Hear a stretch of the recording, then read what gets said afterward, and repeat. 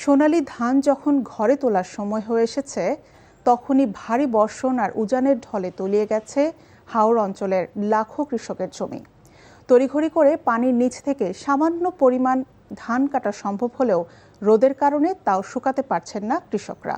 ফলে তাদের মাথায় হাত দেওয়া ছাড়া আর কোনো উপায় নেই। নেত্রকোনা, কিশোরগঞ্জ, সুনামগঞ্জ, হবিগঞ্জের কৃষকদের ঘরে ঘরে এখন দুঃস্বপ্ন। হবিগঞ্জ থেকে সেখানকার চিত্র তুলে ধরছেন হাসান জাবেদ, ছবি তুলেছেন জহিরুল ইসলাম খান, সাথে ছিলেন স্থানীয় প্রতিনিধি সেলিম মিয়া।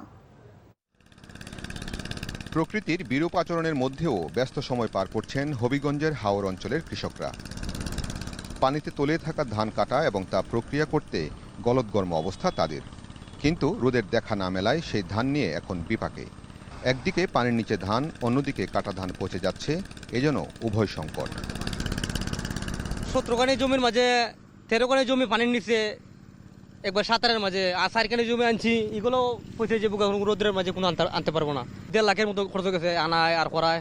এখন ঋণে পড়ে যাবো। ঋণ করে তো ঋণ তো আছে, এখন মানুষের ঋণ না দিলে তো বাড়ি ঘর ছাড়া লাগবো।